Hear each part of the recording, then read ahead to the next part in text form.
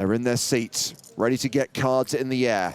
Mykhailo Ostash, just 25 years old, from Ukraine, sporting the Ukraine Poker Federation hoodie. His previous live earnings total just under $20,000. He's locked up 200,000 euros in this event. That's insane. Tom-Aksel Bedell, just 14 big blinds, retired, previously ran a hotel and numerous restaurants in Benidorm. Alexei Boyka won this tournament in 2016. That was worth 355K. The win here could net him 760. Tomasz Brzezinski lives here in Malta because he works in the sports betting industry. He is not a poker pro. I'd forgotten about that. Back-to-back final tables for a non-pro. Well done. And originally from Spain, now living in Andorra, Adria Colonja playing in his second EPT. Cashed Barcelona has made the final table here in Malta. And 15 of the final table, and I believe this will be the last hand at this blind level. Blinds going up.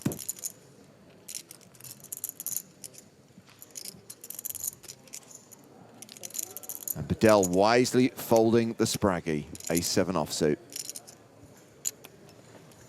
10-9 for Brjinski on the button. Look, I don't like to poor shame anybody.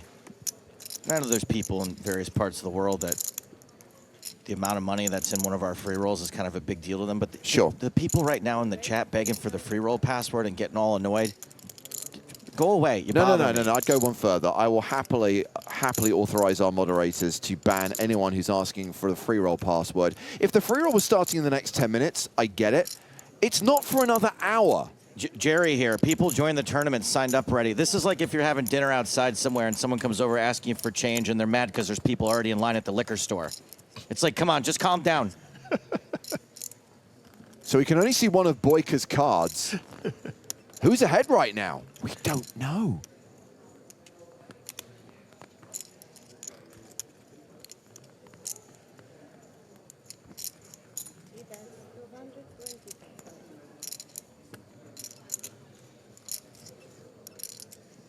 So the interesting thing is, and maybe people will crack the code, I know for a fact that that password was chosen 10 days ago.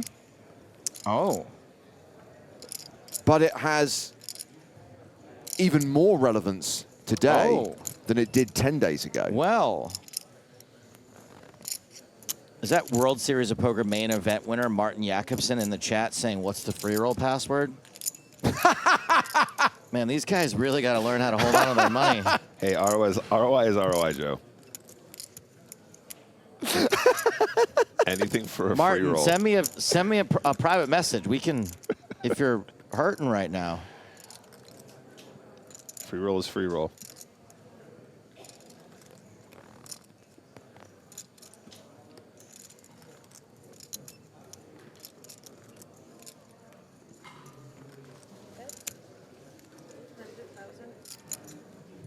Ostash bet 225,000 on the flop, 800,000 on the turn.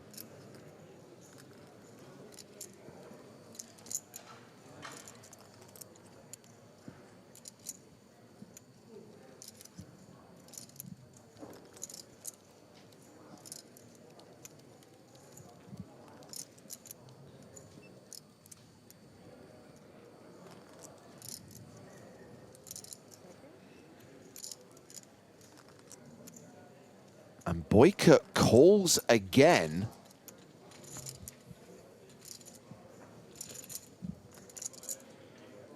River card is the king of spades. Was Boyka on a heart draw? Maybe a combo draw, a straight draw, and a flush draw? Maybe like Jack-9 of hearts? Janina? Yeah, could be 10-9 of hearts, as J2 I Love You suggests, which would still be the best hand right now. Is Ostash going to bet a third time? He's been real dialed in today.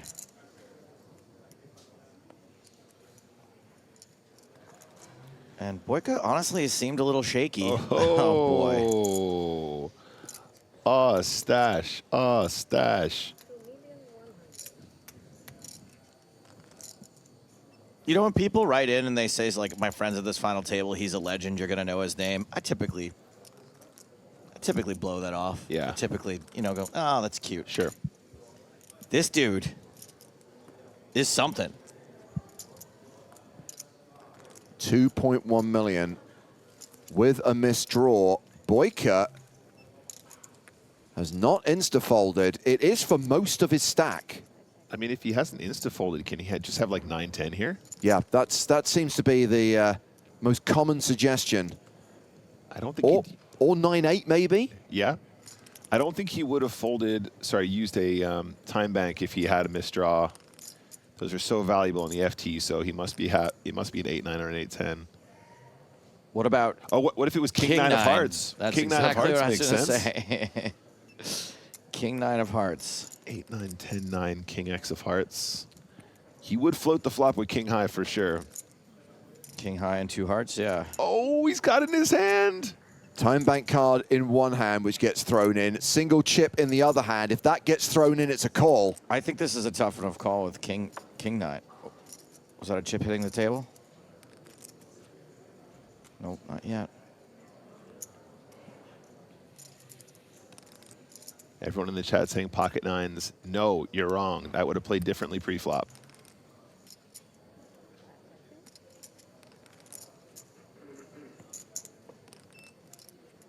Another time bank card.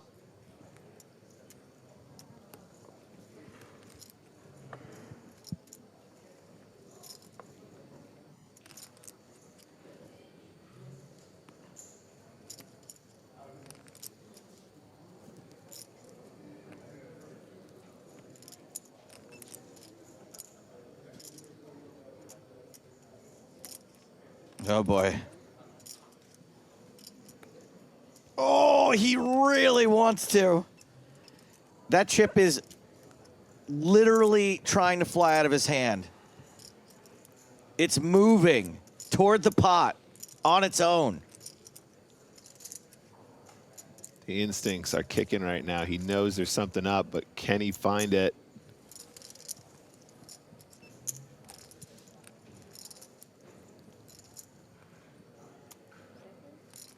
What if he has ace-9 of hearts? He folds it. We will never know, but I think there's a pretty good chance Boyka folded the best hand there. Really good chance. Did you see Ostash? He did a little brow wipe.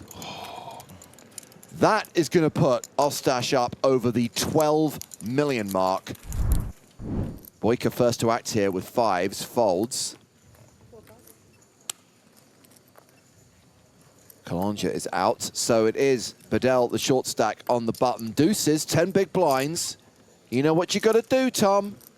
We know he likes his deuces. I know last night he got involved on the ace-king-7 there. Yeah. And was hoping to spike a deuce. I think it was a 3 on the turn, so he came close, but seems like a pretty good spot for him to go all in and hopefully pick up the blinds. Or Yeah. I mean, thus far, he's been very reserved. I mean, there's a couple spots that I think might have been 100% like sort of 3-bet jam, but he's avoided them. But actually, all of them worked out really well. They were all really well timed. I think he like 3-bet folded half of his stack with ace-queen correctly against kings just a moment ago. Now, I would hope that he would just run with this one as a shortest stack. We want to generate some variance. And I was saying to James, even though he did correctly 3-bet fold his ace-queen against kings, it's still one of those spots that you probably just always rip. And then if you get lucky, that's how you go on to win the tournament by, you know, generating some variance and getting lucky once in a while. Yeah, I think that's well said. I did catch that hand before I got on here, and I was also quite surprised, but at the same time, he's still in the tournament. It's so still kind of cool. It's still kind of cool. Yeah, absolutely. Maybe he has some magic up his sleeve. We'll see here. Here we go. It is triangle time for Tom-Aksel Bedell, all in for his last million. And it's Ostash in the big blind with the decision. He's got threes. Oh, no. Poor Tom. And these are the these direct sort of negative reinforcement spots where you go, so the computer told me to shove deuces, and I knew it felt wrong, and then, of course, he had threes. Yeah, I don't know how much of the computer Tom's looking at, but I think his gut told him to shove it in. I think he still made the right play regardless. So. It may not be fair, but it's the reality of the situation. Tom-Aksel Padel all in, at risk, and dominated. No! You feel for him because, you know, if you're up against kings or aces or queens or something like that, it's like, oh, whatever. I just ran into a big hand. But here, you're just as dominated and you're pipped by one. So we'll see. Maybe he can spike a 2 here. Flop.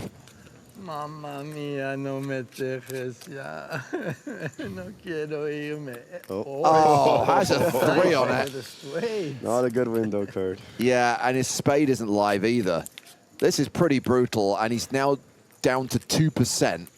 Yeah, 5 would be good. Oh, no. And like he's drawing dead. Drawing dead on the turn. So sadly, we do lose Tom-Aksel Padel in 5th place. Yeah, great game to Tom. He was a lot of fun to watch. I think all of us would agree, and the chat would agree. He brought some excitement and a unique factor that definitely made it more enjoyable to watch. Absolutely. The king of Benidorm exits the event. Going back to Benidorm with an additional 200,000 euros. That's what 5th place paid. Everyone else is now locked up 260 grand. And now there is no short stack at the table. With Padel's departure, the shortest stack is Alexei Boyka, but he's got more than 30 big blinds. Kings for Boyka here. Exciting spot. Opening onto the chip leader's big blind.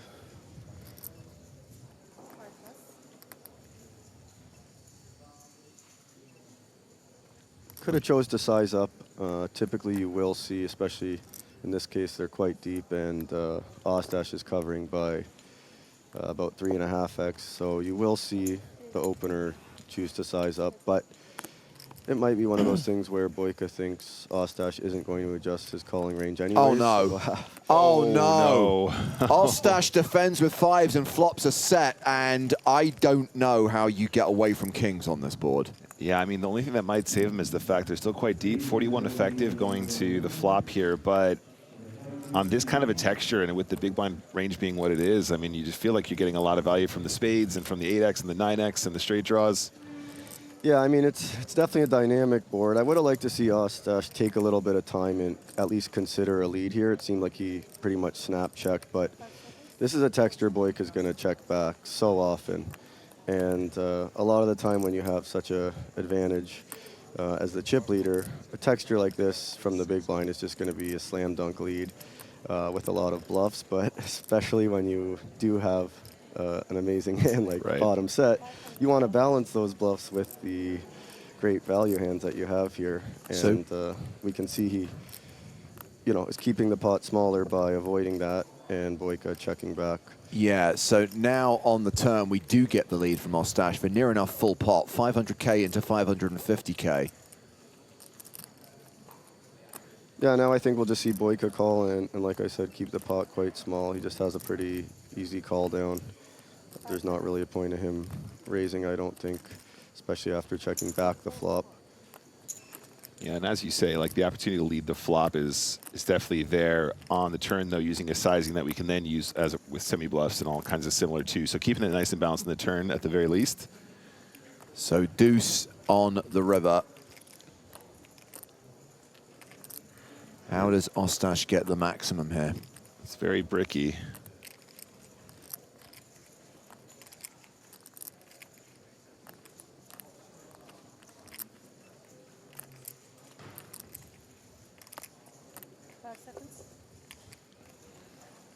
What do you think of Jamil? Like, is he weighing up whether or not he wants to try and get a misdraw to barrel here, or does he have to do most of the betting, especially with the check on the flop, do you think? Yeah, I think he's just got to put the money in himself. Right, yeah. I mean, Boyka's just going to knuckle back so often, even if he had, you know, I mean, something like Ace-8 or something? No, but even something as strong as, yeah, maybe Ace-8 or even like a vulnerable overpair. Oh, he just goes for it. Wow. Wow. He shoves on Boyka. I mean, this is effectively, what, 3.5 million into a pot of 1.5 million? And Boyka makes the call. Wow. Boyka calls all in and is KO'd. Good game. How does he find that size? That's so sick. That's actually insane. Just like that, we lose Alexei Boyka, here to defend his title from 2016, made the final table of this tournament. Pocket tens for Brjinski. King 5 suited for Kalonga, excuse me. Brjinski made it 250,000. Kalonga has decided to ship it with King 5 of spades. Yeah, he does take the rejam here, about 17 big blinds, and unlucky to run into it. I think it's a fine jam here by him. As we keep alluding to, no one to wait out. You got better hands to fold. Even in this case, a hand like Ace-5 is supposed to be folding. Tomasz on the rail with Viviana. Jack offsuit should be folding. For this big sweat, we could be going heads up. 68% of the time, we will be going heads up between Tomasz and Mykhailo. Kalonga looking for a king. Ace, 8, deuce, no help for Kalonga. Yeah, not the flop he was looking to start out here. A 3 or a 4 would give him a little bit of hope. Still looking for that king. There's a 4. Kalonga can spike a king or a tray to survive. Yeah, can't be a heart, though. That was 4 a heart. That's right. One of 2 kings. No. The 8 is a brick for Kalonga. And the Spanish player, that's right, celebrations all around. And Kalonga, who has made a very deep run in what appears to us to be an early start to his EPT career. Not sure how many he's played, but it's the first time he's been on our radar. And it will be Ostash first to act here on the button with Queen 6.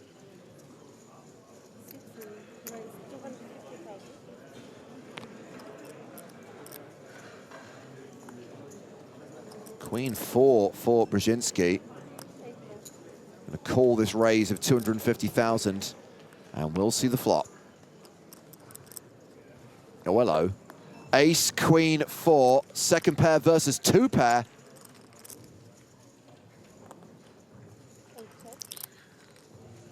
And it is a small, you know, little subtlety in different strategy through these first 2 hands. You saw the limp from Brjinski with the Queen 3 suited, but the raise by Queen 6 off for Ostash. And I think that the idea of that is you have much more playability with Queen 3 of hearts. You really don't want to get 3-bet with a hand like that because you really want to see a flop. With Queen 6, I think you can comfortably raise the blocker and then fold to a 3-bet. Really interesting situation now for Ostash, who isn't going to be anticipating a lot of check raises on Ace Queen 4. So bet the Queen for value and is going to stick around and is well behind right now. Way, way, way behind. The full house on the turn for Brjinski.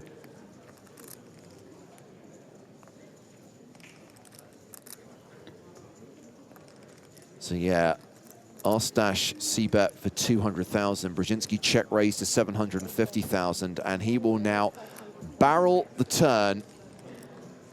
That is 1.5 million.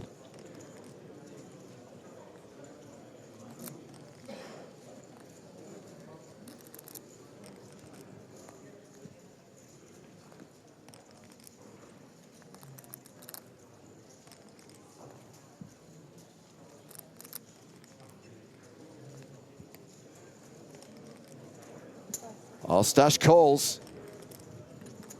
5.1 million in the middle. River card is a 9.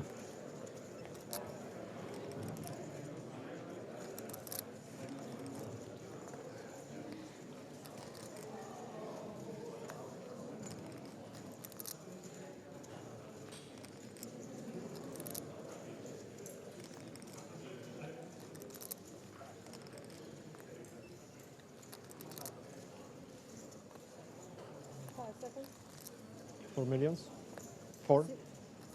Brjinski going for value. 4 million.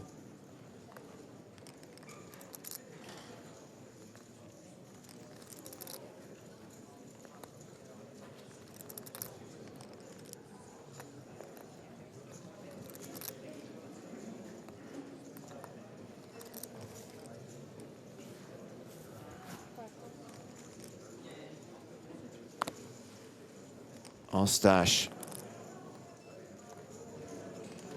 plays a time bank card as he considers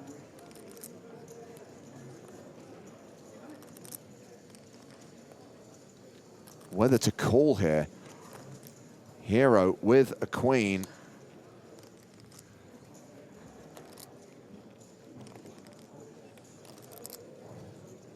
Arturo suggests that Ostash should move all in. Well, if he does that, it's over. I don't think he's considering a raise here. It's purely whether he thinks a queen is good. Does he put his opponent on the ace?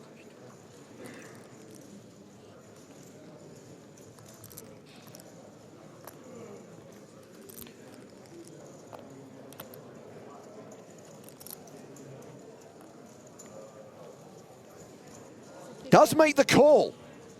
Heroes with a queen gets shown the full house. Domination rotation in its cruelest form, and that changes the dynamic at this final table. That puts Brjinski over the 20 million mark, gives him more than 160 big blinds. Mykhailo Ostash playing fewer than 50 big blinds now, a stack of 6 million. I mean, how many double ups do we think it's going to take for Brjinski to get frustrated? Like, I think we're close. Like, 4's got to be a good line. Well, another double up would completely change the dynamic.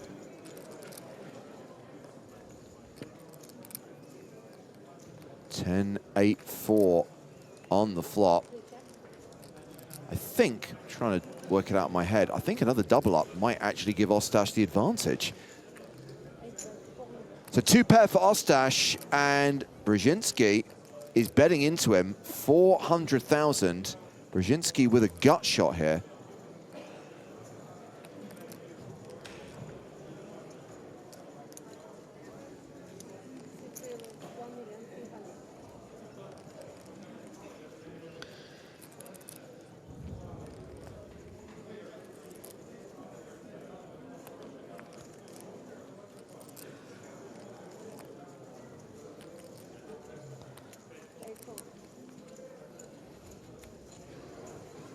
Ostash raised to 1.3 million. Brjinski has called. Board pairs on the turn. This is quite an interesting card because it's not one that Ostash is going to love, because along with all the straight draws, Brjinski can certainly also have second pair. And so now that second pair becomes trips on the turn. You do see him check, and I think that I really like Brjinski barreling here, because not only does he have equity still, but if he feels like Ostash was raising the flop with perhaps just one pair, which technically now 10s and 4s being counterfeited is just 10s and 8s. It's not as strong as it was on the flop. You do put a lot of pressure on these hands if you are able to fire another barrel on the river.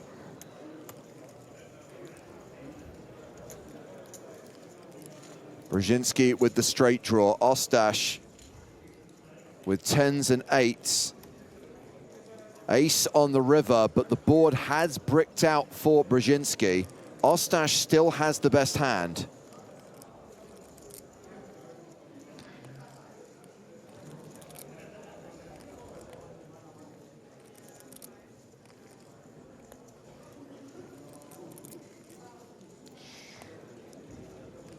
Yeah, I think the unfortunate part is that now with the ace on the river, Ostash does just chop with some other 10s that had him outkicked on the turn. But you wonder, You know, the only sizing I really see Brzezinski being able to go for is all in here. And that's what happens. Brjinski shoves on Ostash, who has the best hand. If he can find a hero call, he's going to get another double up.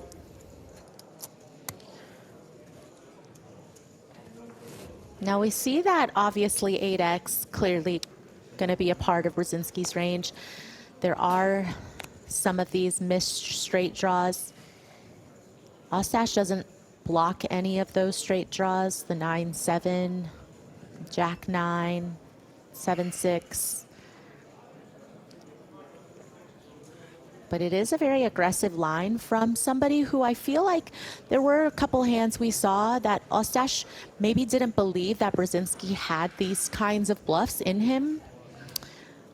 I don't believe that he's caught Brzezinski bluffing in these types of spots. You know, there was one hand I remember from not too long ago where Brzezinski check raised the river with the best of it, and Ostash pretty quickly folded top pair.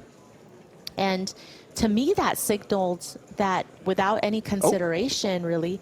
Oh, he makes the call. That is a double up for Ostash. That is a huge change in momentum. That is a change in the chip lead.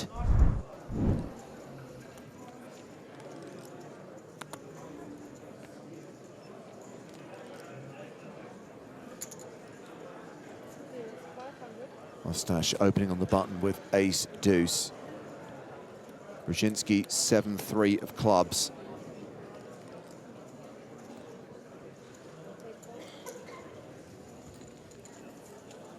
He's going to call.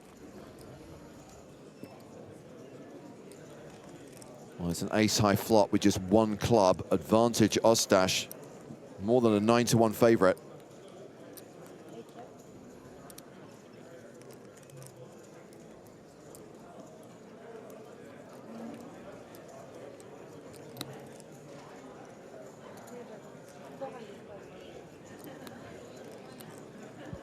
Ostash betting 400,000.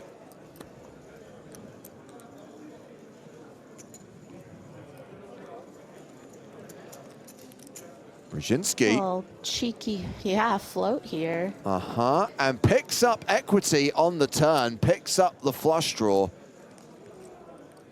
It's a good job you can't see me right now, Maria. I'm swaying side to side. Had an unfortunate back injury last night, and I can't find a position to sit in where I'm comfortable. How did that happen? It just happened. I'm old. You're you're old. 2 million is the bet from Ostash.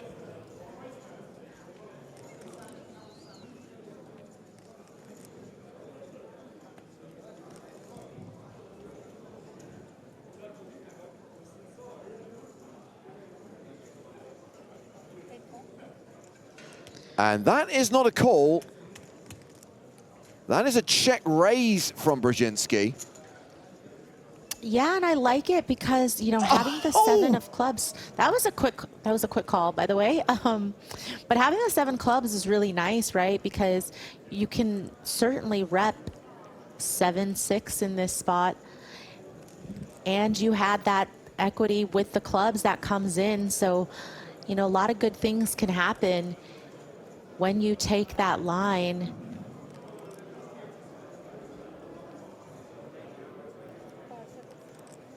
$5 million.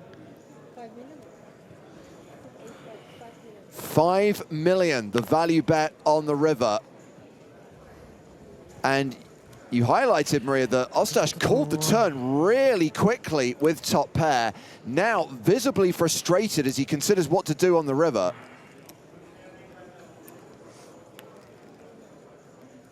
Yeah, and a lot of discomfort because of the sizing in particular, you know, very big size, close to pot size.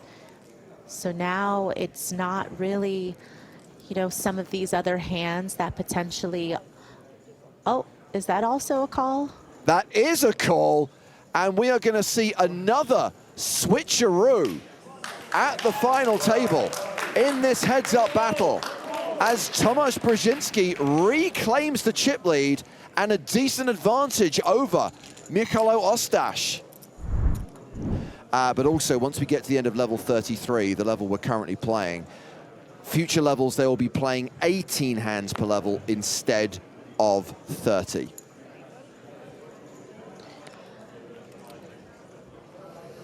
I mean, I don't know. If I were playing right now, I'm not sure if I would even want to take a 40-minute dinner break. I feel like I'd be like, you know, let's just take a standard break, maybe even cut down the standard break to 15 minutes or 10 minutes. So the then if we're going to move on to 18 hands. Is, Maria, the players are not in a position to negotiate that because there are other people affected and there are rules regarding crew breaks, for example.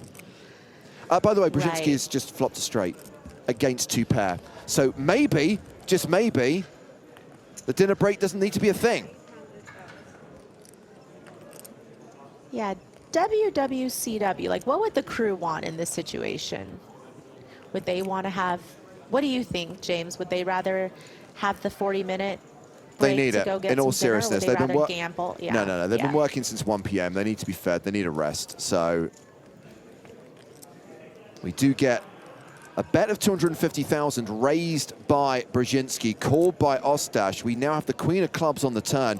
Things just get better for Brjinski. Not only does he have the straight, he's the only player with a club, so he picks up the flush draw as well. He is better than a 9-1 favorite. Ostash, 2-pair, still a very strong hand, heads up.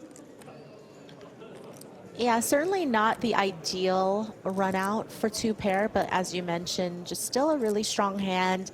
Certainly going to be beating, obviously, the 1-pair hands, the flush draw hands, the 8X that's potentially going to stick around. Ostash bets 1.2 million. Interesting that Brjinski chose to check the turn after check raising the flop. No double check raise, just a call, taking us to the river. 4.75 million in the middle. Ostash with less than pot behind. 10 of diamonds. A better straight now for Brjinski.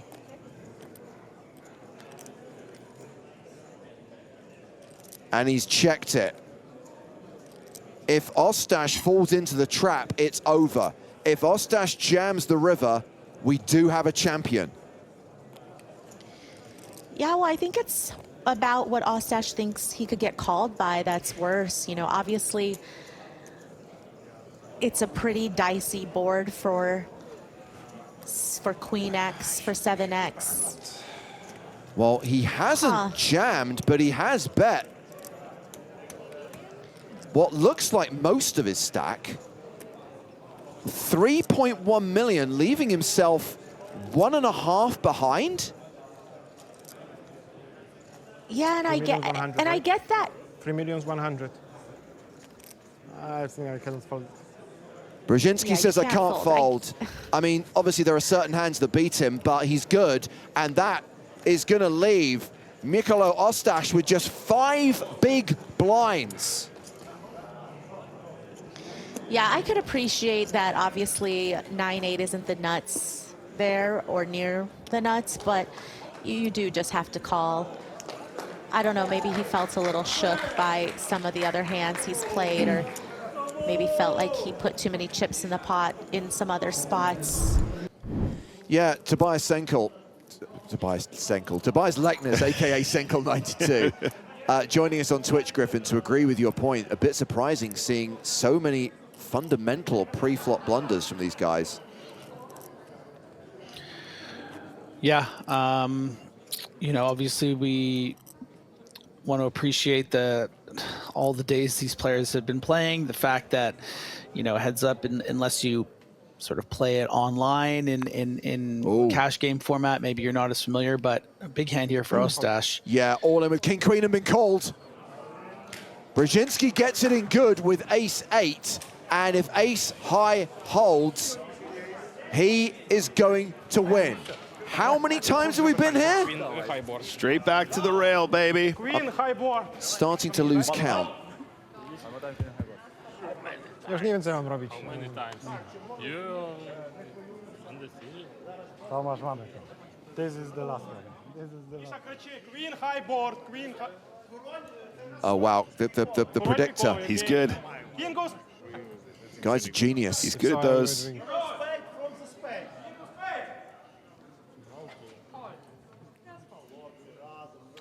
Let's give some ace. Ace. Ace. King 5. It's just not right. So many times. Less than 1% chance that Brjinski wins this hand now.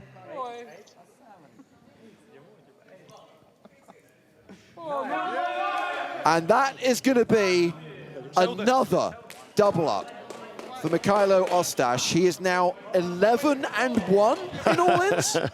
I mean, look, I'm saying it's not fair, but look, so many of these spots are very standard, right? He's just on the right side of the variance today, and it's working out great in this spot again. And he has the chip advantage right now. We're back to a situation where it's practically even. Ostash with the slight advantage. 14 million playing 13 million.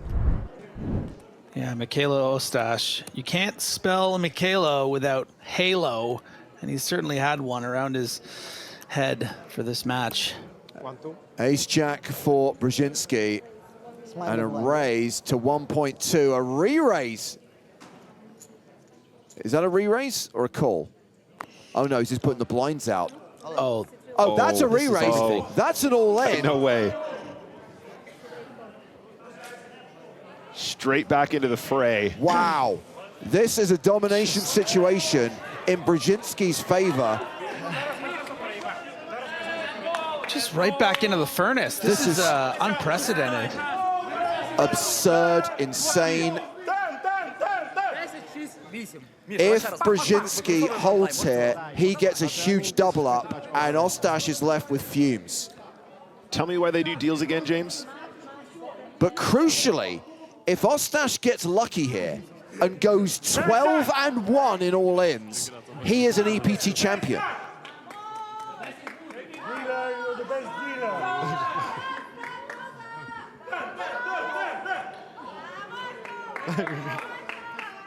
Ace-Jack is holding on a 6-4-4 flop. Opportunities. We all know what could happen, James. Don't say it. I mean, we've seen so much absurdity, I kind of feel that a chop pot would be just the thing we need right now. Look how much these guys would love it. Okay, Ostash needs a 10 on the river for the win. Any other card we play on. There are some chop opportunities, but there is an 80% chance that Brjinski gets the double up here, and that's what happens. Brjinski not just back in this, but very much on the verge of victory, because he's going to leave his opponent with one big blind. And they are going to check the stacks. It is very, very close, but we're pretty sure the stacks are right. It's not over yet, but Brjinski has never had his opponent on the ropes like this. Who was it who said all it takes is a chip and a chair? Look, we've seen Ostash make a fair few comebacks over the course of this heads-up battle. This would have to be something. I feel that we could be breaking the narrative loop here. One big blind and a dream.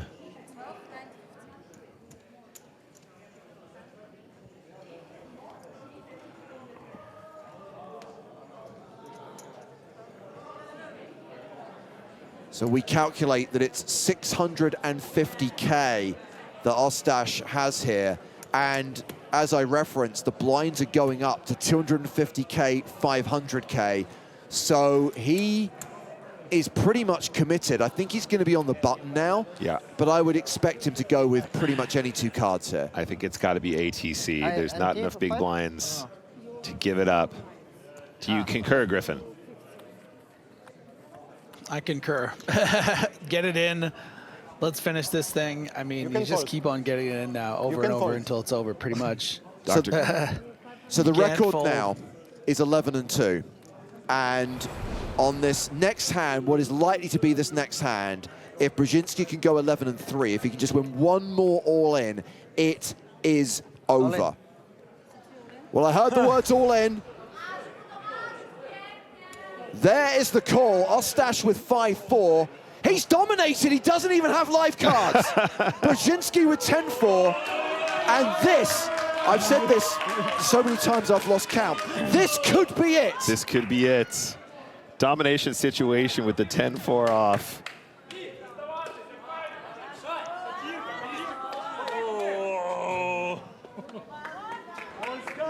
Five cards to come, which could just decide the outcome of this seemingly never-ending heads-up battle at the final table of the EPT Malta main event.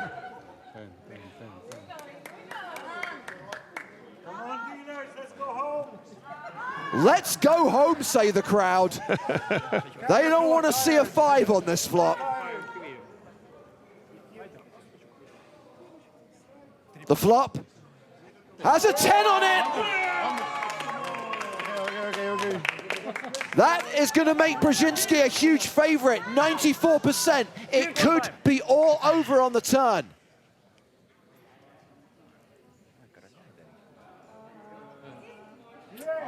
The 4, that's it, it's over. That's it. We had to double and triple check. That is definitely it. 100% tick mark on the turn for Brjinski. Finally, Brjinski breaks the cycle and takes the title and trophy here in Malta. He is an EPT champion off the back of a 4th place finish in Barcelona just a few weeks ago. He makes back-to-back EPT final tables. He goes 3 spots better to win, and he does it the hard way. That was an epic battle. That was a seemingly endless duel. Credit to Ostash for his series of comebacks. He would not go down without a fight, but he will have to settle for a 2nd place finish and a huge score, 600K for a player in his first ever EPT. But this guy gets more than 600 grand and the trophy. Tomasz Brzezinski, you are an EPT champion. Oh, well deserved. You can see the passion there, not only pulling it off and having an exceptionally awesome 2 back-to-back events. However, taking the trophy here after that battle, James, has got to feel extra, extra, extra good. Hello and welcome to the trophy presentation for the PokerStars European Poker Tour Malta.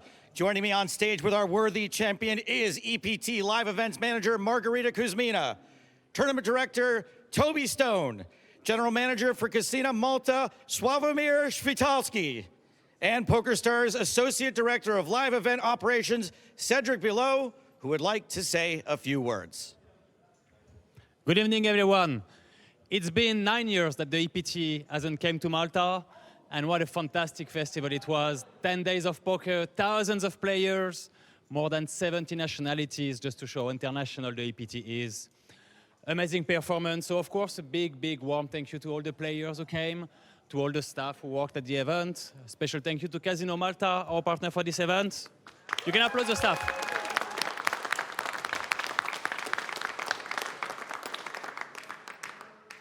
And of course, there are still more PokerStars live events to come this year. We hope to see many of you in Manchester later this month, or in Las Vegas. We have also BSOP in Brazil, EPT Prague at the end of the year, and Cannes to finish the year. So many more action to come. Again, thank you very much, and now it's time to crown our winner. Thank you. Thank you, Cedric. Now, before we hand the trophy over, just a couple of questions. Tom, you kind of made history here, back-to-back final tables, closing out the second one. You are not a professional poker player. How did you pull this off? I don't know. It's been a fantastic run. Obviously, I was running very lucky entire tournament, same in Barcelona. It's just a great run, and hopefully I added a little bit from myself. Do you think that the run will continue in Prague? Can we go 3 for 3? Of course. Of course, he says. All right, now there's only one thing left to do, besting a field of 898 players to take the title in more than 630,000 euros. Please give it up to Tomasz Brzezinski.